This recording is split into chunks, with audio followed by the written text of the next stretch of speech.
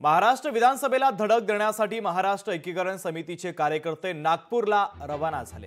नागपूरच्या हिवाळी अधिवेशनामध्ये सीमा प्रश्नावर जनजागृती करणारे शहर समितीचे कार्याध्यक्ष रणजित चव्हाण पाटील यांच्या नेतृत्वाखालील 40 जणांचे महाराष्ट्र एकीकरण समितीचे हे शिष्टमंडळ मंगळवारी मुख्यमंत्री देवेंद्र फडणवीस आणि उपमुख्यमंत्री यांची भेट घेऊन चर्चा करणार आहे। बेळगाव सीमा प्रश्नाच्या संदर्भात महाराष्ट्र सरकारने कठोर भूमिका घ्यावी, कर्नाटक सरकारच्या अन्यायातून सीमा बांधवांना मुक्त करण्याची मागणी हे शिष्टमंडळ सरकारकडे करणार आहे।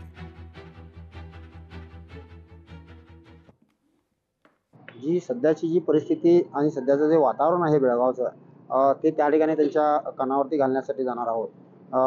ह्याच्यामध्ये प्रामुख्याने सीमा प्रश्न जो सुप्रीम कोर्टामध्ये आता प्रलंबित आहे तर त्यासाठी ठोस पावलं उचलावीत आणि जसं मागं ज्या सीमा प्रश्नासाठी जे समन्वयक मंत्री 3 मंत्र्यांची नेमणूक केलेली होती त्याच पद्धतीनं त्या ठिकाणी आता देखील ते मंत्री नेमून ताबडतोब या प्रश्नाचा सोक्षमोक्ष लावावा। आणि महाराष्ट्रातले लोक सीमा प्रश्न महाराष्ट्र पाठीशी आहे, कशा दृष्टीने पाठीशी आहे हे आम्ही त्यांच्याकडून जाणून घेण्यासाठी त्या ठिकाणी जात आहोत आणि खरोखरच आमच्या व्यथा त्यांच्यासमोर मांडून त्याच्यातून सुप्रीम कोर्टात जो आपला दावा आहे त्याचा देखील पाठपुरावा गेली 1.5-2 वर्ष होत नाही आहे।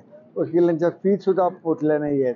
असं असताना सीमा प्रश्न कसा सुटणार हे सगळ्यांची माहिती त्यांना देण्यासाठी आम्ही या ठिकाणी रमाकांत कोंडुस्कर, सर्व इतर कार्यकर्ते, सागर पाटील असतील, सर्व कार्यकर्त्यांना घेऊन आम्ही या ठिकाणी जायला लागलोय।